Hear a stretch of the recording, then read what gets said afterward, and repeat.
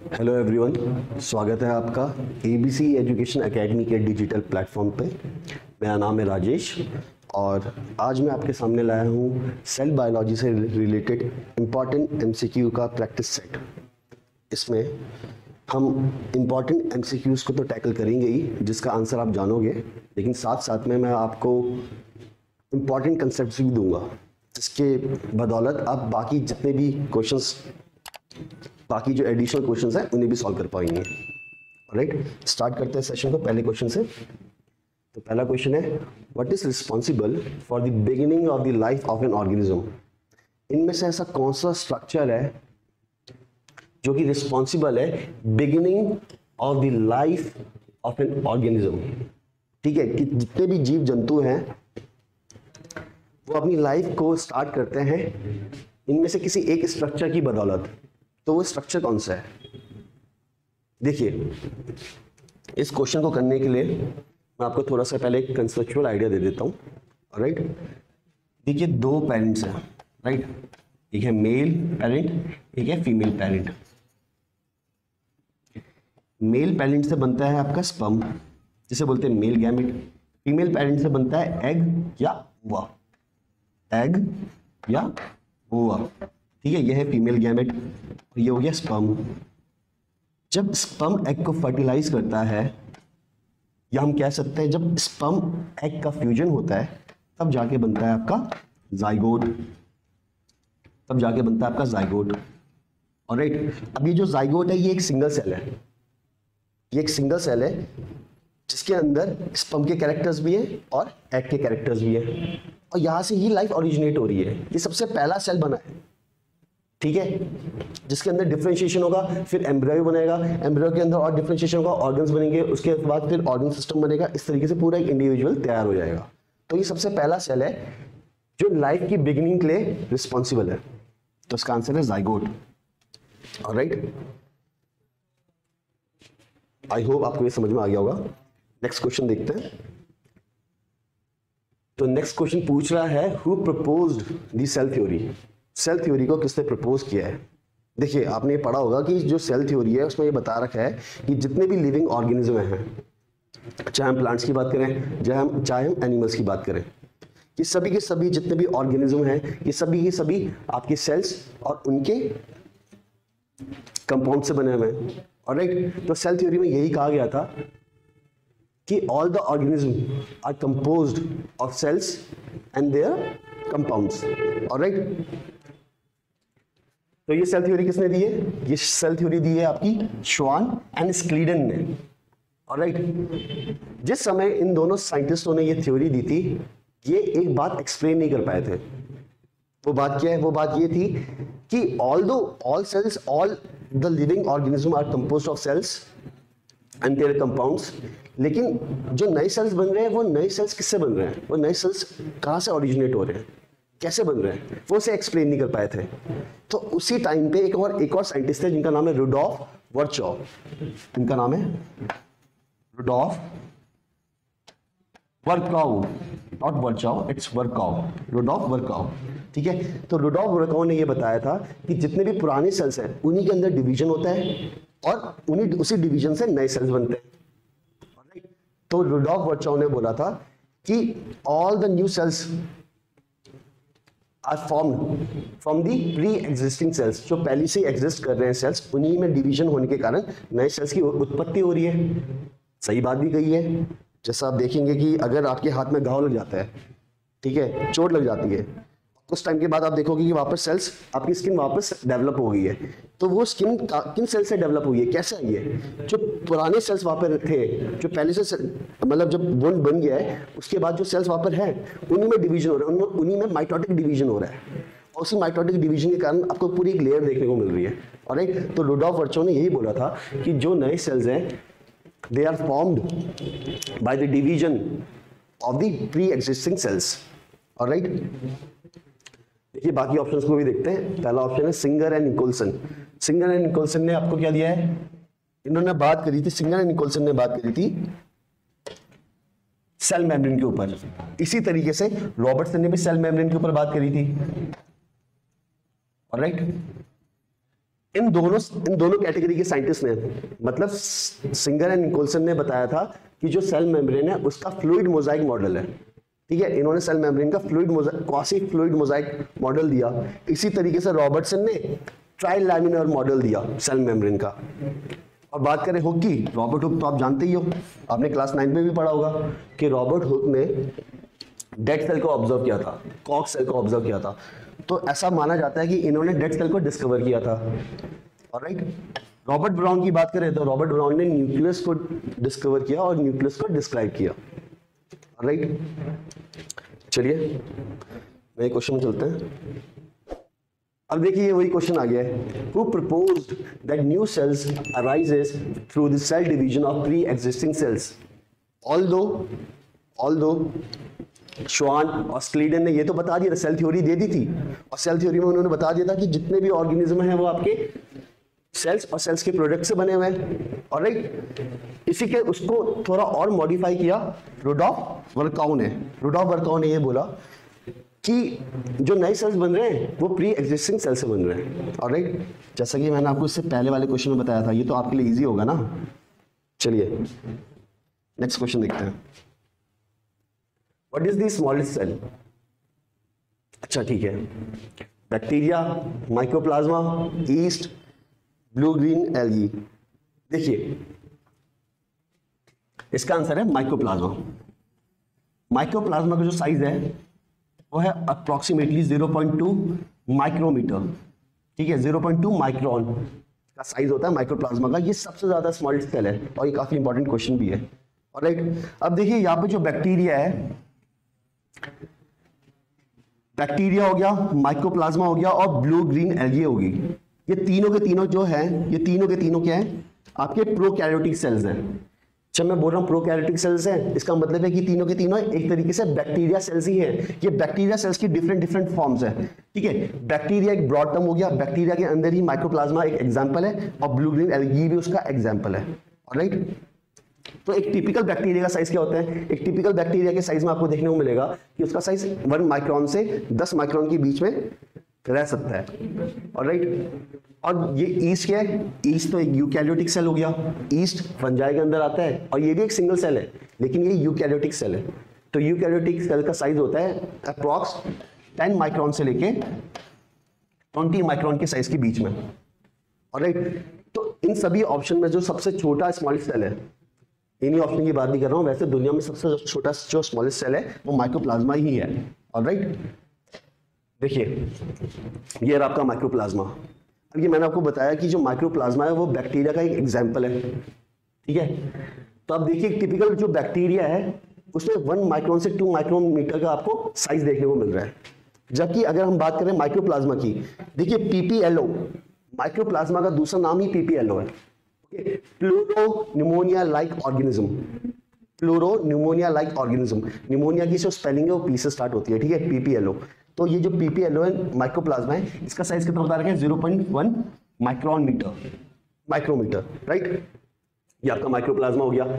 इसके साथ साथ ये बात जानना भी आपके लिए बहुत जरूरी है कि माइक्रोप्लाज्मा में कोई भी सेल वॉल नहीं होती। माइक्रोप्लाज्मा में कोई भी सेल वॉल नहीं होती। ठीक है, ये भी काफी पूछा जाता है क्वेश्चन। ऑलराइट, इसी के साथ साथ एक और इंपॉर्टेंट पॉइंट है कि इसमें आपको 3 लेयर सेलुलर मेम्ब्रेन देखने को मिलती है। ठीक है, तो अनलाइक अदर बैक्टीरियाज, माइक्रोप्लाज्मा के अंदर आपको सेल वॉल भी देखने को नहीं मिलेगी और जो सेलुलर मेम्ब्रेन है, सेल मेम्ब्रेन है, वो भी 3 लेयर्स में आपको देखने को मिलेगी। और इसका साइज क्या है? इसका साइज है 1 माइक्रोन का, जो कि सबसे स्मॉलेस्ट सेल है, और इसी को हम पीपीएलओ भी बोलते हैं, pleuropneumonia like organism. Cell wall ना होने के कारण ये अपनी सेल की शेप बदल सकता है, इसलिए इसको बोलते हैं प्लूरोमॉर्फिक। प्लूरोमॉर्फिक का मतलब हो गया कि ये अपनी शेप बहुत सारी फॉर्म में चेंज कर सकता है, और क्योंकि उसके पास एक रिजिड सेल वॉल नहीं है। चलिए नेक्स्ट क्वेश्चन देखते हैं। The association of more than one ribosome with a single molecule of mRNA complex is called as। देखिए क्वेश्चन में बोल रहा है कि ये आपका mRNA मॉलिक्यूल है। ठीक है, ये आपका मैसेंजर आरएनए मॉलिक्यूल है, और इस मैसेंजर आरएनए मॉलिक्यूल के ऊपर आपको ऐसे राइबोसोम के स्ट्रक्चर्स देखने को मिल रहे हैं। मल्टीपल राइबोसोम्स देखने को मिल रहे हैं। इसी स्ट्रक्चर को, इस पूरे स्ट्रक्चर को बोला जाता है पॉलीजोम या पॉलीराइबोसोम, या इसका एक और वर्ड है, इसका एक और नेमिंग है अर्गाजोम। इसका एक और नेम है अर्गाजोम। ऑलराइट, तो ये पॉलीराइबोसोम या पॉलीजोम या अर्गाजोम आपको प्रीडोमिनेंटली बैक्टीरियल सेल्स में देखने को मिलता है। ऑलराइट, और ये रिस्पॉन्सिबल है, जिस तरीके से जो आपकी यूकैरियोटिक सेल्स है वहां पे आपको देखने को मिलता है कि जो राइबोसोम है उसका काम क्या होता है, प्रोटीन प्रोडक्शन का। इसी तरीके से यहाँ पे पॉलीजोम का काम भी प्रोटीन प्रोडक्शन का ही है। ऑलराइट,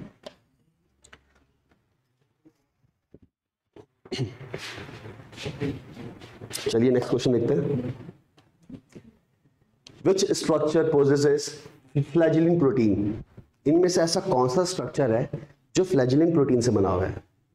ऑलराइट, अब देखिए मसल फाइबर, फ्लैजेलम, पिलाई, ये तीनों के तीनों स्ट्रक्चर आपके लोकोमोटरी फंक्शनिंग देते हैं। राइट, ये तीनों के तीनों रिस्पॉन्सिबल है मोटिलिटी के लिए, मूवमेंट के लिए। किसी भी सेल को अगर मोटिलिटी चाहिए तो वो मोटिलिटी उन्हें इन्हीं स्ट्रक्चर से मिल रही है।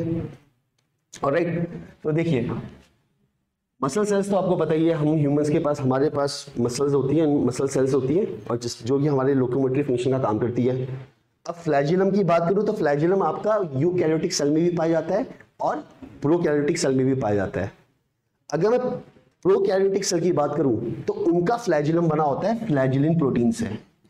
प्रोकैरियोटिक सेल्स में जो फ्लैजेलम है वो बनता है फ्लैजेलिन प्रोटीन से।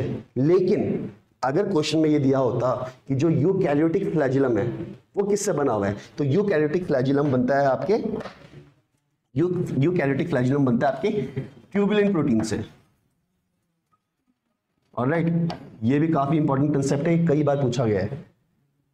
तो फ्लैजेलम आपकी यूकैरियोटिक सेल में भी पाया जाता है, प्रोकैरियोटिक सेल दोनों में पाया जाता है। अगर प्रोकैरियोटिक सेल की फ्लैजेलम की बात करेंगे तो वहां पे फ्लैजेलिन प्रोटीन से वो बना हुआ है, जबकि यूकैरियोटिक फ्लैजेलम आपका बनता है ट्यूबुलिन प्रोटीन से।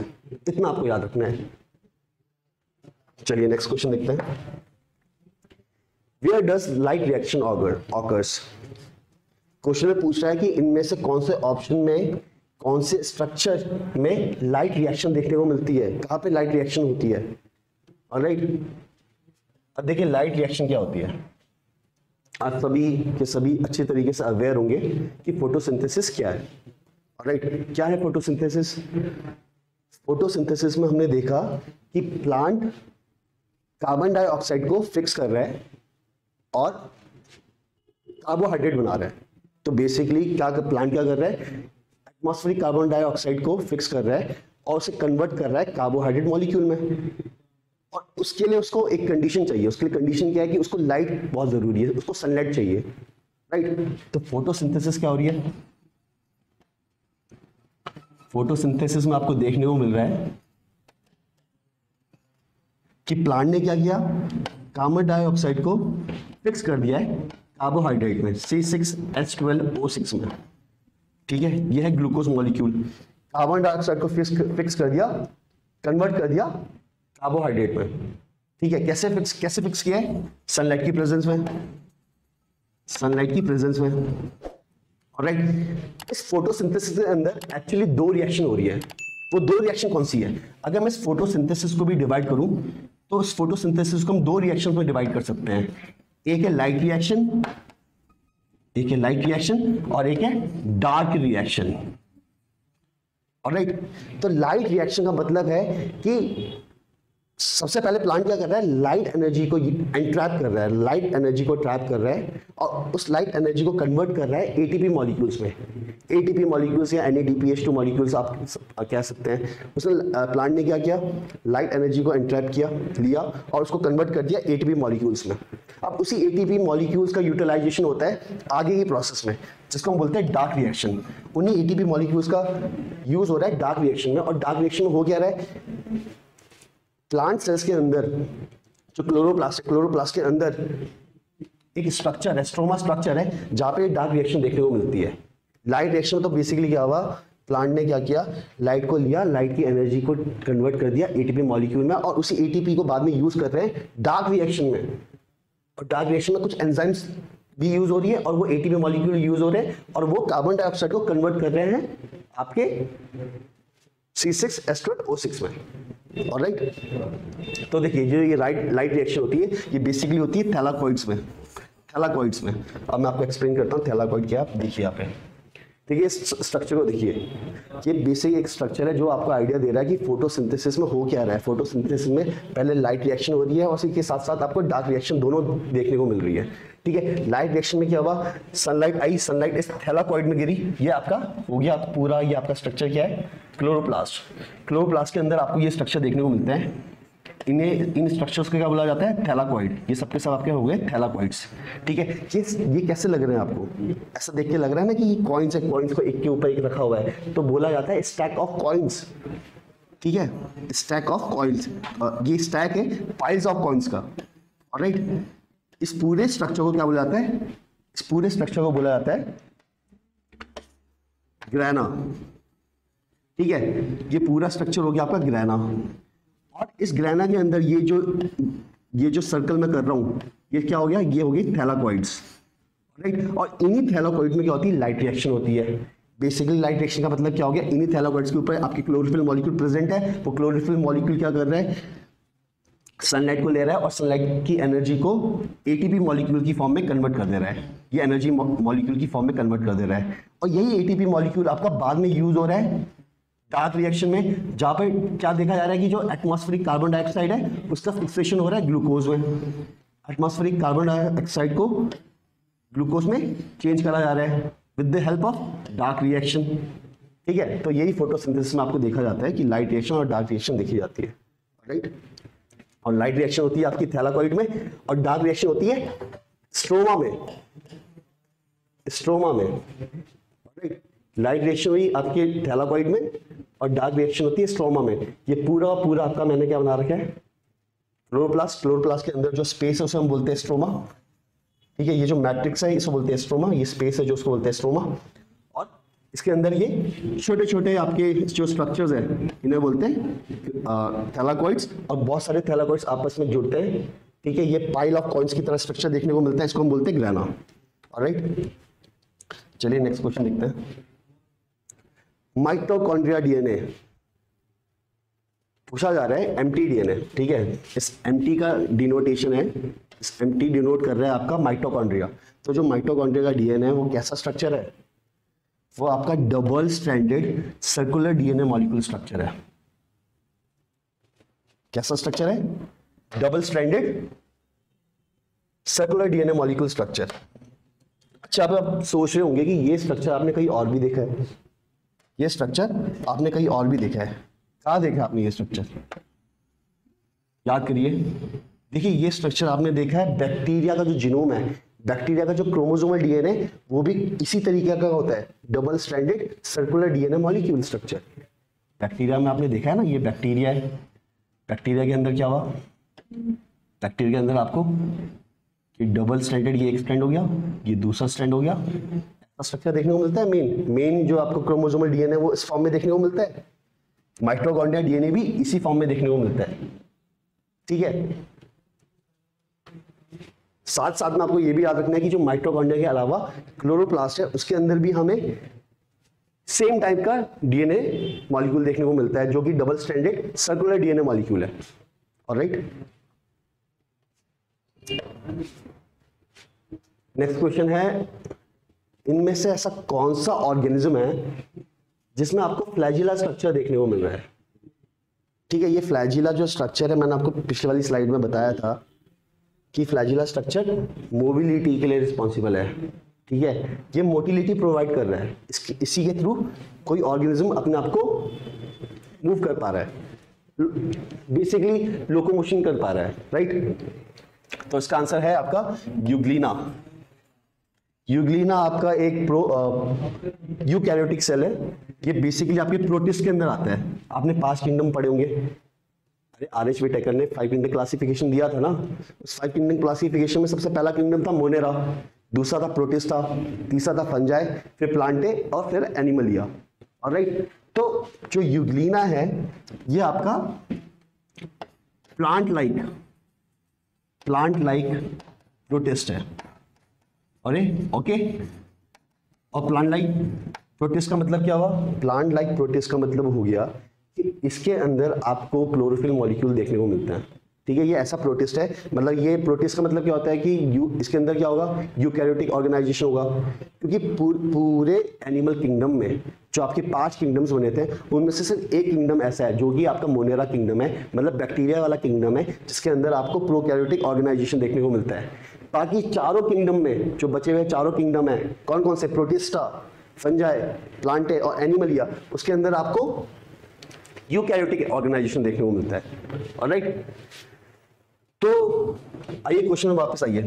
तो क्वेश्चन में पूछा गया है कि इनमें से कौन से ऑर्गेनिज्म के पास फ्लैजिला है, तो इसका आंसर है यूग्लिना।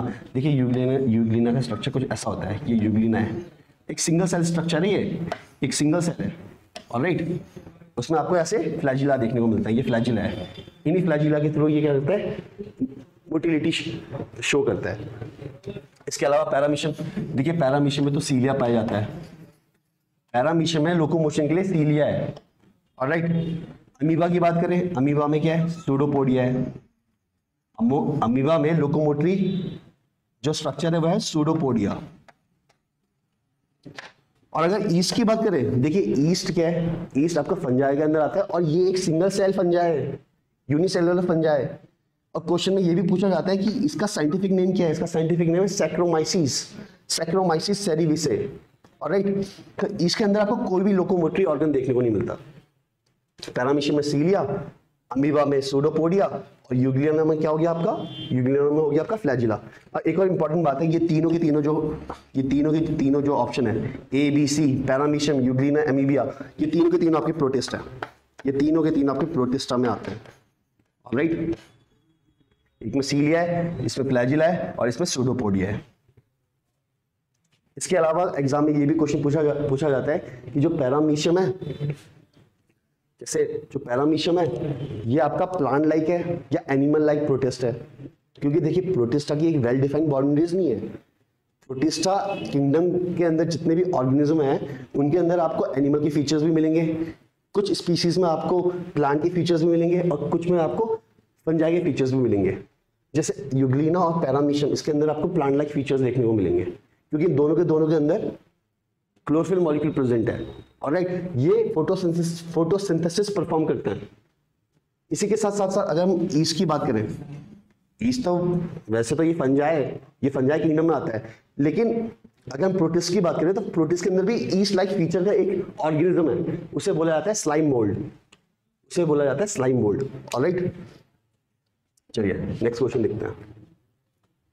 देखिए क्वेश्चन आ गया, अभी हम इसके बारे में बात कर रहे थे, आ गया ये क्वेश्चन में पूछा गया है कि प्रोटिस्ट के अंदर क्या क्या आता है, इनमें से कौन सा ऑप्शन है जो आपको लग रहा है सही होगा?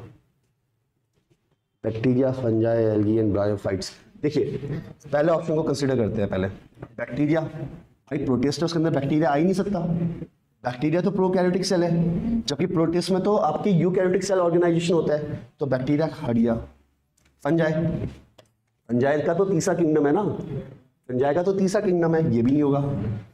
एल्गी आपके प्लांटे किंगडम आता है, प्रीडोमिनेटली प्लांटे किंगडम की बात करते हैं। वैसे एल्गीज आपके प्रोटिस्टा में भी पाए जाते हैं, जैसे डाइनोफ्लैजिलेट्स, टाइटम्स, ये एल्गी के ही टाइप है, ये यूनिसेलुलर एल्गी के टाइप्स है। ऑलराइट, और ब्रायोफाइटा, ठीक है, ब्रायोफाइटा तो आपको प्रीडोमिनेटली आपको पता ही है ये प्लांटे किंगडम में आता है। इसके बाद हम प्लांटे किंगडम जब मैं आपको क्लास करवाऊंगा, प्रॉपर थ्योरी क्लास होगी, इसमें आपको समझाऊंगा। ऑलराइट, तो देखिए पहला ऑप्शन तो गलत हो गया, ये ऑप्शन यहाँ से गलत हो गया क्योंकि इसमें बैक्टीरिया लिखा हुआ है, इसे ऐसे काट दो। इसके बाद दूसरा ऑप्शन देखिए, प्रोटोजोआ, एल्गी एंड फंजाई, बिल्कुल सही है यार। ये देखो ये हो सकता है। इनमें तीसरा चौथा ऑप्शन भी देख लेते हैं। तीसरा ऑप्शन है वेस्कुलर प्लांट्स, देखो उसको काटो, ये तो वेस्कुलर प्लांट तो प्लांटे किंगडम का ऑप्शन है। ऑप्शन डी देखिए बैक्टीरिया, यहाँ पर फिर से बैक्टीरिया आ गया, ये फिर से गलत हो गया, तो इसका आंसर है ऑप्शन बी। जैसा कि मैंने आपको बताया प्रोटिस्टा के अंदर जितने भी ऑर्गेनिज्म हैं उनके पास एक प्रॉपर बाउंड्री नहीं है, प्रॉपर लिमिटेशन नहीं है, क्योंकि इसके अंदर प्रोटिस्ट के अंदर कुछ ऐसे ऑर्गेनिज्म हैं जो कि डिफरेंट लीनिएज में जाते हैं। ठीक है, कुछ प्लांट लाइक बिहेवियर दिखाते हैं, कुछ एनिमल लाइक बिहेवियर दिखाते हैं, कुछ ईस्ट लाइक बिहेवियर दिखाते हैं। जैसे प्रोटोजोआ की मैं बात करूंगा तो प्रोटोजोआ क्या है? प्रोटोजोआ एक एनिमल लाइक बिहेवियर दिखाता है। ठीक है, प्रोटोजोआ ऐसे प्रोटिस्ट होते हैं जो एनिमल मोड ऑफ न्यूट्रिशन के साथ जीते हैं, मतलब या तो ये पैरासिटिक होंगे कि इनका होलोजोइक मोड ऑफ न्यूट्रिशन होगा, राइट। एल्गी की मैंने आपको बात बता दी है। एल्गी वाला फीचर कैसा हो गया, जैसे डाइनोफ्लैजिलेट या डाइटम्स की बात करूं, उसके अंदर आपको क्लोरोफिल मॉलिक्यूल्स देखने को मिलते हैं, जिसकी हेल्प से वो क्या करते हैं, अपने खाने को खुद बनाते हैं फोटोसिंथेसिस के थ्रू। फंजाई की बात करूं तो मैंने आपको बताया था कि प्रोटिस्ट के अंदर एक फंजाई लाइक फीचर वाला ऑर्गेनिज्म पाया जाता है जिसको हम बोलते हैं स्लाइम मोल्ड्स, राइट। तो इसका आंसर हो गया ऑप्शन बी। अच्छा, the main function of nucleolus, the main function of nucleolus, alright। अब ये nucleolus क्या है, देखिए ये हो गया सेल, और ये सेल की मैंने बना दी है सेल मेम्ब्रेन, ये सेल मेम्ब्रेन हो गई, ऑलराइट। और ये अंदर हो गया न्यूक्लियस, ये है सेल मेम्ब्रेन, ये इसके अंदर हो गया साइटोप्लाज्म, ये हो गया साइटोप्लाज्म, और ये अंदर वाला स्ट्रक्चर हो गया आपका न्यूक्लियस, तो ये हो गई न्यूक्लियर मेम्ब्रेन, और इसके अंदर का जो कंटेंट है उसे हम क्या बोलते हैं, न्यूक्लियोप्लाज्म, न्यूक्लियोप्लाज्म। अब ये जो न्यूक्लियोप्लाज्म है इसका दूसरा नाम क्या है, न्यूक्लियर मैट्रिक्स। ये बना हुआ है क्रोमेटिन से और न्यूक्लियोलस से। इस न्यूक्लियोप्लाज्म के अंदर आपको दो चीजें देखने को मिलती है,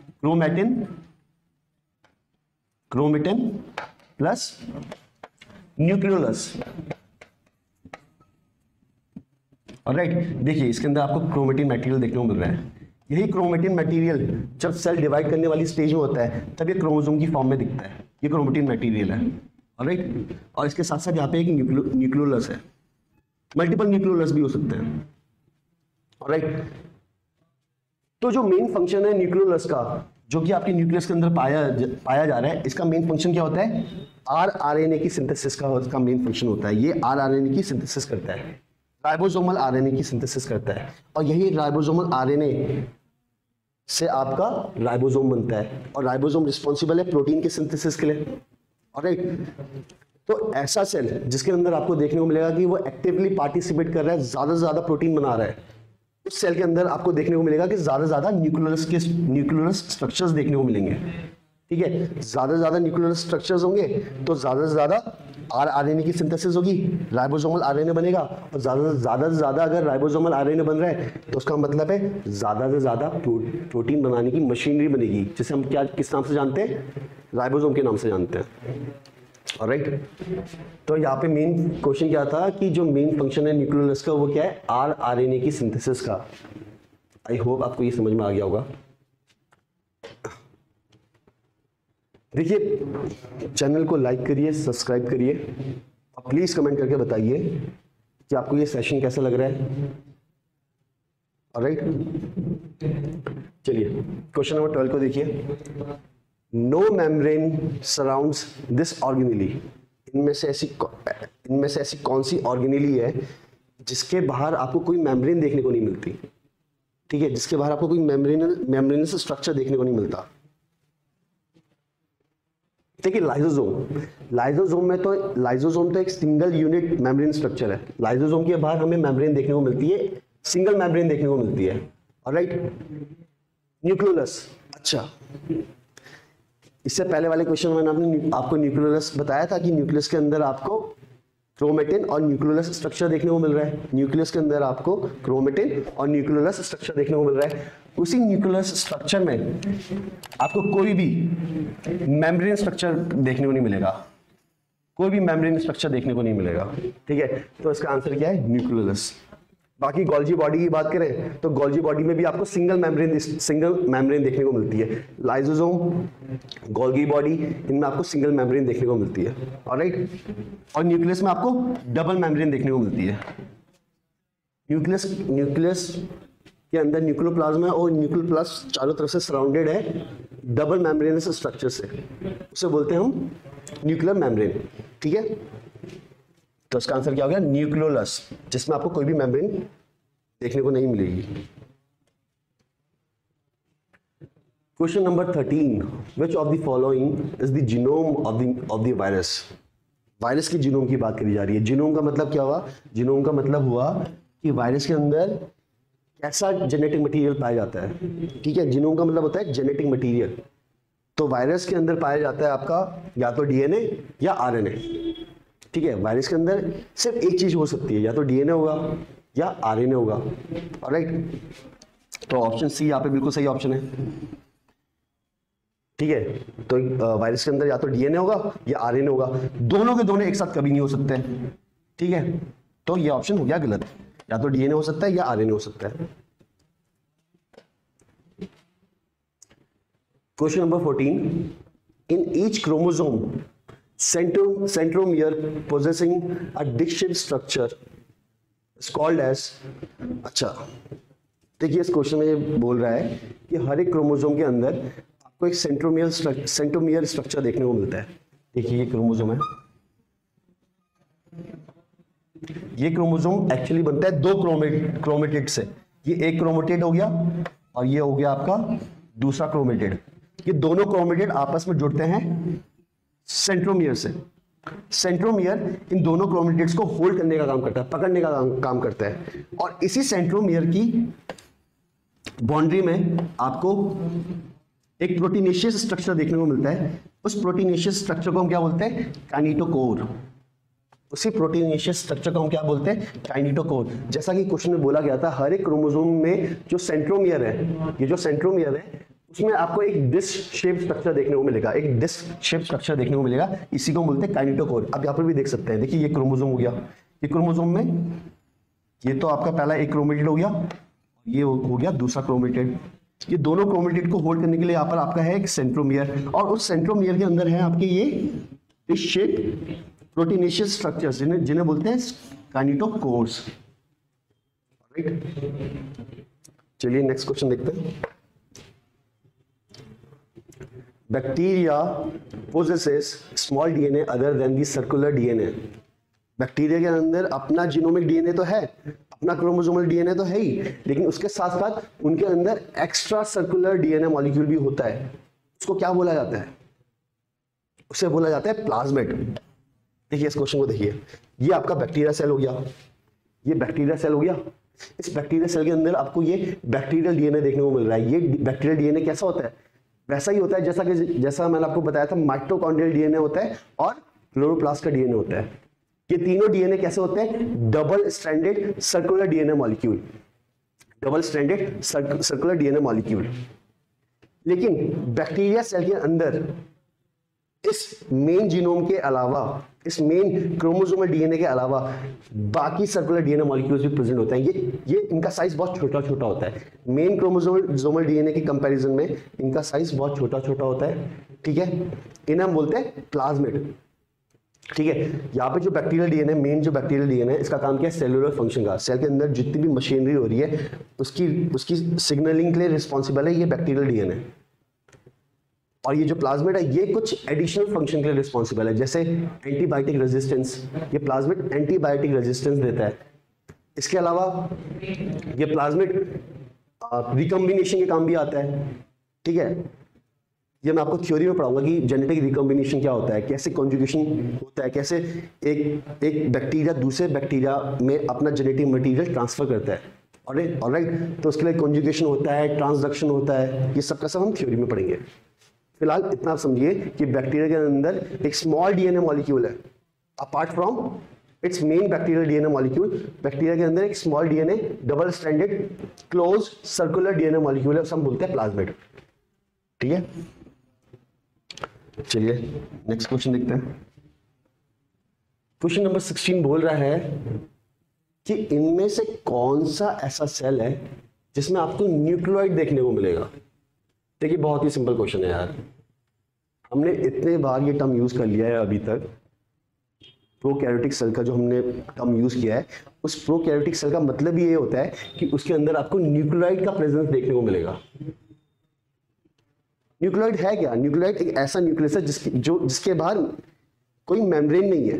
यूकैरियोटिक सेल के अंदर आपको जो न्यूक्लियस देखने को मिलता है उसमें मैंने आपको बताया था कि डबल मेम्ब्रेनस स्ट्रक्चर देखने को मिलता है। उसके बाद आपको डबल मेम्ब्रेन देखने को मिलती है, डबल न्यूक्लियर मेम्ब्रेन देखने को मिलती है। लेकिन अगर मैं बैक्टीरिया की बात करूंगा, या मैं बोल सकता हूँ मोनेरेंस की बात करूंगा, क्योंकि मोनेरेंस का मतलब क्या हो गया, बैक्टीरिया किंगडम। मोनेरा क्या मतलब हो गया, मोनेरा एक किंगडम है जिसके अंदर जितने भी ऑर्गेनिज्म है सबके सब बैक्टीरिया है, और उन बैक्टीरिया को हम क्या बोल सकते हैं कि उनके अंदर क्या है, प्रोकैरियोटिक सेल ऑर्गेनाइजेशन है। प्रोकैरियोटिक सेल ऑर्गेनाइजेशन का मतलब क्या हो गया कि उनके अंदर जो न्यूक्लियस है वो फैला हुआ है, वो फैला हुआ है ऐसे, ठीक है, वो वेल डिफाइंड न्यूक्लियर मेम्ब्रेन से बंधा नहीं हुआ है, जैसा कि आपको यूकैरियोटिक सेल में देखने को मिल रहा है। ये यूकैरियोटिक सेल ऑर्गेनाइजेशन है जिसमें आपको न्यूक्लियस के बाहर एक वेल डिफाइंड, अच्छे तरीके से बिल्कुल डिफाइंड न्यूक्लियर मेम्ब्रेन देखने को मिल रही है। जबकि बैक्टीरिया की बात करें, ठीक है, उसमें आपको कोई भी मेम्ब्रेन देखने को नहीं मिलती, वेल डिफाइंड मेम्ब्रेन देखने को नहीं मिलती, ठीक है। और इसी स्ट्रक्चर को क्या बोला, ऐसे न्यूक्लियस को क्या बोला जाता है, न्यूक्लियोइड। राइट, तो ये न्यूक्लियोइड आपको किस में देखने को मिलता है, बैक्टीरिया में, ठीक है। अच्छा, एक और इंपॉर्टेंट बात है, सुनिए। मैंने आपको बताया कि जो बैक्टीरिया है, बैक्टीरिया को कैसे बोलते हैं, कैसा सेल बोलते हैं, प्रोकैरियोटिक सेल। प्रोकैरियोटिक मतलब क्या हुआ, प्रो मतलब पुराना, कैरियन मतलब क्या हुआ, न्यूक्लियस। ऐसा सेल जिसके अंदर पुराना न्यूक्लियस है। पुराना न्यूक्लियस मतलब जिसके बाहर आपको एक न्यूक्लियर मेम्ब्रेन देखने को नहीं मिल रही है, उसी सेल को हम बोलते हैं प्रोकैरियोटिक सेल। इसी तरीके से यूकैरियोटिक सेल, यू मतलब न्यू, कैरियन मतलब न्यूक्लियस। ऐसा सेल जिसका न्यूक्लियस नया, जिसके पास नया न्यूक्लियस है, ऐसा न्यूक्लियस जिसके बाहर आपको न्यूक्लियर मेम्ब्रेन देखने को मिल रही है। ऑलराइट, चलिए नेक्स्ट क्वेश्चन देखते हैं। अच्छा देखिए, ये स्ट्रक्चर मैंने यहाँ पर दे रखा है, इसे समझिए। देखिए, अभी मैंने आपको ये समझाया कि ये जो न्यूक्लियोइड है, ये जो न्यूक्लियस है, इसके पास एक वेल डिफाइंड मेम्ब्रेन नहीं है, तो ये पूरा फैला हुआ है, इसका जेनेटिक कंटेंट पूरे सेल के अंदर फैला हुआ है ऐसी। जबकि अगर यूकैरियोट की मैं बात करूंगा तो यूकैरियोट में आपको एक वेल डिफाइंड मेम्ब्रेनस स्ट्रक्चर देखने को मिल रहा है। इस मेम्ब्रेनस स्ट्रक्चर के अंदर ही, मतलब इस न्यूक्लियर मेम्ब्रेन के अंदर ही आपको कंटेंट देखने को मिल रहा है। इसके अंदर जो डीएनए है, या जो आपका न्यूक्लियोप्रोटीन स्ट्रक्चर है, क्रोमेटिन या न्यूक्लियोलस है, वो आपको इस मेम्ब्रेनस स्ट्रक्चर के अंदर देखने को मिल रहा है, इन मेम्ब्रेन्स के अंदर देखने को मिल रहा है, राइट। और इसमें ये फैला हुआ है, इसको बोलते हैं न्यूक्लियोइड। इंसिपिएंट न्यूक्लियस, पुराना न्यूक्लियस। ऑलराइट, चलिए क्वेश्चन नंबर 17 को देखिए। The cell wall of the fungi is made up of which substance. इसमें पूछा जा रहा है कि जो फंजाई की सेल वॉल है, फंजाई की सेल वॉल है, वो किससे बनी हुई है। ये आपने बचपन से पढ़ रहे हो आप, कि जो फंजाई की सेल वॉल है वो काइटिनेशियस होती है, वो काइटिन से बनी होती है। प्लांट की सेल वॉल बनी होती है आपकी सेल्यूलोज से, राइट, और फंजाई की सेल वॉल बनी होती है काइटिन से। चलिए नेक्स्ट क्वेश्चन देखते हैं। Which of the following bacterium is found in extreme saline condition? इनमें से ऐसा कौन सा बैक्टीरिया है जो एक्सट्रीम सलाइन कंडीशन में पाया जाता है।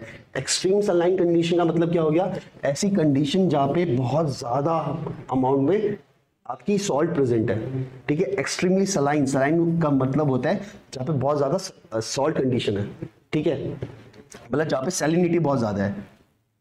तो इसका आंसर है आपका आर्कीबैक्टीरिया। आर्कीबैक्टीरिया बहुत ही इंपॉर्टेंट क्वेश्चन है, ये एनसीईआरटी की लाइन है। देखिए, आर्कीबैक्टीरिया स्पेशल टाइप के बैक्टीरियाज हैं जो हार्श कंडीशन में सर्वाइव कर सकते हैं। जहां पे कोई सर्वाइव नहीं कर सकता वहां पे आर्कीबैक्टीरिया सर्वाइव कर सकते हैं। जैसे हॉट स्प्रिंग्स। हॉट स्प्रिंग्स का मतलब होता है जहां पे आपका एक एसिडिक इन्वायरमेंट है और टेम्परेचर भी बहुत ज़्यादा है, वहाँ पर भी आपके आर्कीबैक्टीरिया सर्वाइव कर सकते हैं। ऐसे आर्कीबैक्टीरिया जो आपके हॉट स्प्रिंग्स में पाए जाते हैं, मतलब जहाँ पे पीएच भी ज़्यादा है और टेम्परेचर भी ज़्यादा है, ऐसे आर्कीबैक्टीरिया को क्या बोलते हैं, जहाँ पर पीएच भी ज़्यादा है और टेम्परेचर भी ज़्यादा है, वहाँ पे जो आर्कीबैक्टीरिया सर्वाइव करते हैं उन्हें बोलते हैं थर्मोएसिडोफाइल्स। थर्मोएसिडोफाइल्स, ठीक है। इसी तरीके से कुछ ऐसे आर्कीबैक्टीरिया भी हैं जो बहुत ज्यादा सलाइन कंडीशन में पाए जा रहे हैं, ठीक है, और कुछ ऐसे, इनको बोलते हैं हेलोफाइल्स। ऐसे आर्कीबैक्टीरिया को बोलते हैं हेलोफाइल्स। और कुछ ऐसे आर्कीबैक्टीरिया भी हैं जो आपके गोबर गैस होती है ना, गोबर गैस आपने सुना होगा, गोबर गैस काऊ डंग से बनती है, ठीक है। तो काऊ के अंदर भी कुछ ऐसे बैक्टीरियाज है, आर्कीबैक्टीरियाज है जो उनके गट में पाए जाते हैं। काऊ और बफेलो के गट में मतलब स्टमक में कुछ ऐसे आर्कीबैक्टीरियाज होते हैं जो कि रिस्पॉन्सिबल है आपके मीथेन के प्रोडक्शन के लिए, बायोगैस की प्रोडक्शन के लिए, उन्हें बोलते हैं मिथेनोजेंस। चलिए नेक्स्ट क्वेश्चन देखते हैं। The chromosome in which the centromere is located at the end is called as, ऐसा क्रोमोसोम जिसमें आपको सेंट्रोमियर की पोजीशन बिल्कुल एंड में देखने को मिल रही है, ऐसे क्रोमोसोम को क्या बोला जाता है? देखिए, इसे समझने के लिए डायग्राम देखिए। मैंने आपको बताया था कि जो क्रोमोसोम है, क्रोमोसोम में आपको सेंट्रोमियर स्ट्रक्चर देखने को मिल रहा है। ठीक है, ये सेंट्रोमियर स्ट्रक्चर क्या कर रहा है? दो क्रोमेटिड्स को होल्ड करने का काम कर रहा है। ठीक है, अब इसी सेंट्रोमियर की पोजीशन ये डिसाइड करेगी कि ये सेंट्रोमियर का स्ट्रक्चर, ये क्रोमोसोम का स्ट्रक्चर कैसा है। अगर ये सेंट्रोमियर ऊपर जाता है, ऊपर नीचे होता है, तो उससे क्या होगा? क्रोमोसोम का जो शेप है उसमें डिफरेंस आएगा। ऑलराइट, तो सेंट्रोमियर के लोकलाइजेशन से, ये जो सेंट्रोमियर है, मैंने बताया था ये क्रोमोसोम आपका, इसके बीच में पाया जाता है सेंट्रोमियर। अब इसी सेंट्रोमियर की लोकलाइजेशन से आपको डिफरेंट टाइप के क्रोमोसोम देखने को मिलते हैं। ठीक है, अगर सेंट्रोमियर बीच में है तो उसे बोलते हैं मेटासेंट्रिक। अगर वो बीच से थोड़ा स्लाइटली ऊपर हो गया है, थोड़ा सा ऊपर चला गया है, तो उसे बोलते हैं सब मेटासेंट्रिक। और अगर ये बिल्कुल एंड में पहुंच गया है, बिल्कुल एंड के करीब पहुंच गया है, तो ऐसे क्रोमोसोम को बोला जाता है एक्रोसेंट्रिक। और अगर ये बिल्कुल ही टर्मिनल पोजीशन में पहुंच गया है, मतलब बिल्कुल ही एंड पोजीशन में पहुंच गया है, ठीक है, सेंट्रोमियर, तो ऐसे क्रोमोसोम को बोलते हैं टीलोसेंट्रिक। राइट, तो बताइए यहाँ पे क्या आंसर होगा? जहां पे सेंट्रोमियर कहां पे प्रेजेंट है? एंड में प्रेजेंट है, टर्मिनल पोजीशन में प्रेजेंट है, तो इसका आंसर है आपका टीलोसेंट्रिक। ऑलराइट, बीच में प्रेजेंट होगा तो मेटासेंट्रिक, बीच से थोड़ा सा ऊपर नीचे होगा तो सब मेटासेंट्रिक। ऑलराइट, और एंड के पास होगा तो एक्रोसेंट्रिक, और बिल्कुल एंड में प्रेजेंट होगा तो टीलोसेंट्रिक।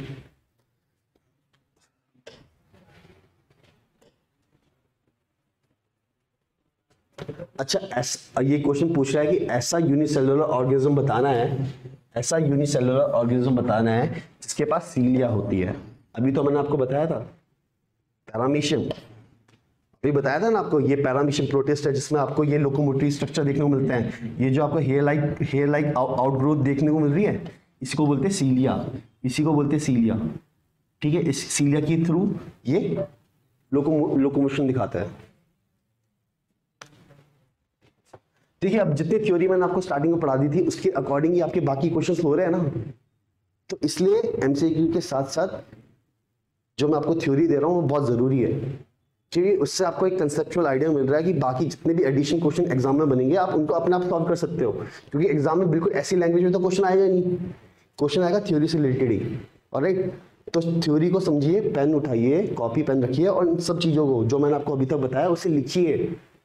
अगर आपने ये सब कर लिया तो मैं आपको गारंटी देके कह रहा हूँ कि आपके जितने भी क्वेश्चंस इन रिलेटेड टॉपिक्स आएंगे वो सभी आपके सभी आप कर लोगे, सभी आप आराम से सॉल्व कर लोगे। ऑलराइट,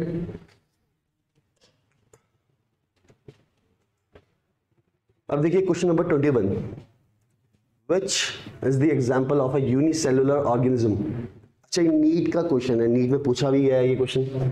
ठीक है, इनमें से ये जो ऑप्शन दे रखे हैं क्लेमाइडोमोनास, स्पाइरोगायरा, मशरूम और काइटोन, इनमें से यूनिसेलुलर ऑर्गेनिज्म कौन सा है? देखो, काइटोन तो हो ही नहीं सकता, काइटोन तो एक मॉलस्क है, एक मॉलस्क है। ठीक है, मोलस्क क्या होता है? मोलस्का, जब आप एनिमल किंगडम पढ़ोगे तो एनिमल किंगडम में आप मोलस्का के बारे में पढ़ोगे। तो मोलस्का क्या होता है? ये काइटोन क्या है? मोलस्का एग्जांपल है। मशरूम की बात करें, मशरूम तो यार आपका फंजा है। कैसा फंजा है? मल्टी सेलुलर फंजा है, एक सेल से तो बना नहीं हुआ है, क्योंकि एक सेल वाला फंजा है तो सिर्फ एक ही है। ठीक है, एक सेल वाला फंजा है सिर्फ एक ही है, उसका नाम है ईस्ट, जिसका साइंटिफिक नेम क्या है? सैक्रोमाइसिस सेरिवेसिस। वो एग्जाम में पूछा जाता है। तो यहाँ पे मशरूम दे रखा है, मशरूम तो आपका मल्टी सेलुलर फंजा है, मल्टी सेलुलर फंजा है, ये तो हो नहीं सकता। ठीक है, स्पाइरोगायरा, देखिए स्पाइरोगायरा आपका मल्टी सेलुलर एल्गी है। ठीक है, स्पाइरोगायरा बेसिकली आपका क्या होता है? Green algae. ये ग्रीन एल्गी, ये प्लांटे में आता है। ठीक है, प्लांटे किंगडम में आता है। ये एक मल्टी सेलुलर एल्गी है, मतलब कई सारे सेल से मिलके बना हुआ है। राइट। और इसके अलावा आपका हो गया, तो ये भी आपका आंसर गलत है क्योंकि ये भी मल्टी सेलुलर है, ये भी मल्टी सेलुलर है। और काइटोन क्योंकि ये मॉलस्क है तो ऑब्वियसली बात है ये भी मल्टी सेलुलर है, ये भी नहीं हो सकता। क्लेमाइडोमोनास सीधा आंसर है इसका। क्लेमाइडोमोनास एक सिंगल सेल ऑर्गेनिज्म है। क्लेमाइडोमोनास एक सिंगल सेल एल्गी है, algae, single cell algae. Alright, ये सभी एग्जांपल्स आपके लिटरली एनसीईआरटी से लिए गए हैं। ये क्वेश्चन अगर आपको लग रहा है कि टफ है, नहीं, इतना आपको आना ही चाहिए, कुछ टफ नहीं है। और मुझे लगता है शायद आपको भी टफ नहीं लग रहा होगा। बाकी टफ लग रहा है तो मैं हूं ना यहाँ पे, मैं एक्सप्लेन कर रहा हूँ आपको। Which organelle are found only in animal cells? ऐसी इनमें से ऐसी कौन सी ऑर्गेनेली है जो सिर्फ और सिर्फ एनिमल सेल्स के अंदर ही पाई जाती है? देखिए, माइटोकॉन्ड्रिया की बात करेंगे, माइटोकॉन्ड्रिया तो प्लांट सेल में भी पाया जाता है, एनिमल सेल में भी पाया जाता है।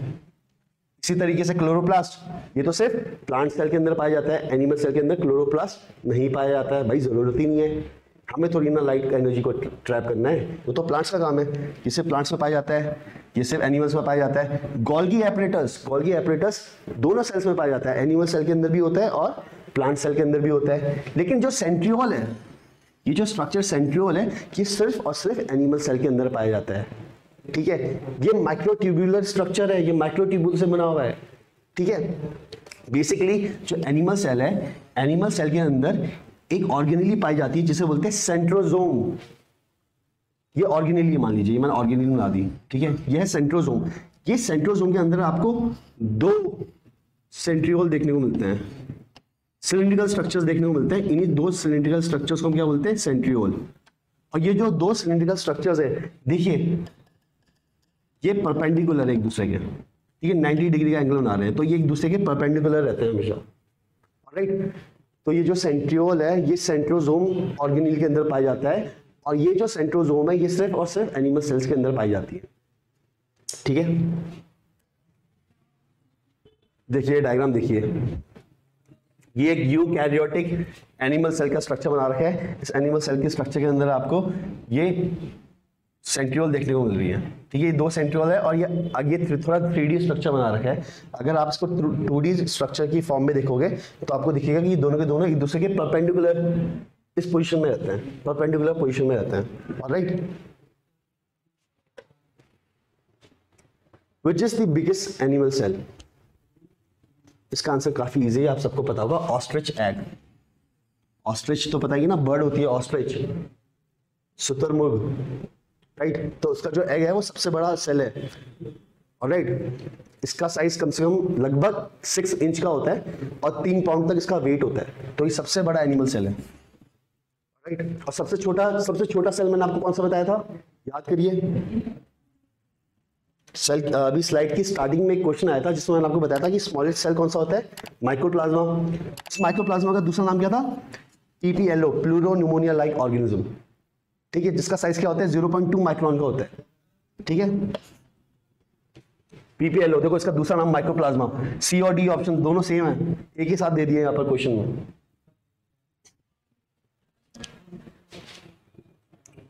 देखिए, the two domains to which prokaryotes are classified into are, ठीक है, क्वेश्चन में बोला जा रहा है कि जो प्रोकैरियोट्स हैं उनको 2 डोमेन्स में क्लासिफाई किया हुआ है। प्रोकैरियोट्स को 2 डोमेन में क्लासिफाई किया हुआ है। ठीक है, वो 2 डोमेन कौन से हैं? देखिए, इसे समझने के लिए एक क्लासिफिकेशन मैं आपको बता रहा हूं। कार्ल वीज का क्लासिफिकेशन है ये, कार्ल वीज। ठीक है, भाई साहब ने 6 किंगडम क्लासिफिकेशन दिया था, 6 kingdom classification, unlike 5 kingdom classification given by the R H Whittaker. Carl Woese ने प्रपोज किया था 6 किंगडम क्लासिफिकेशन, जिसमें उन्होंने मोनेरा को भी डिवाइड कर दिया था। देखो 5 किंगडम क्लासिफिकेशन पहले बता देता हूं। 5 किंगडम क्लासिफिकेशन में क्या था? मोनेरा था, मोनेरा, प्रोटिस्टा, फंजाई, प्लांट है जिसके अंदर प्लांट्स आएंगे, एनिमल्स जिसके अंदर एनिमल्स आएंगे। राइट, ये 5 किंगडम दिए थे आर एच विटेकर ने।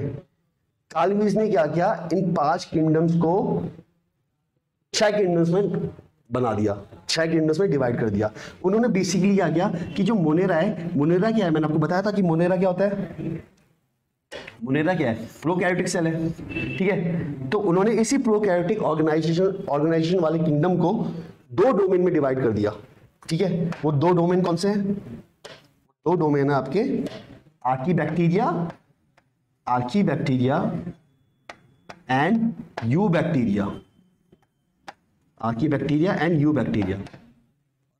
आर्कीबैक्टीरिया हो गए जो कि आपके एक्सट्रीम कंडीशन में भी सर्वाइव कर सकते हैं, क्योंकि जो इनका सेल वॉल स्ट्रक्चर है वो यूबैक्टीरिया से अलग है, ठीक है।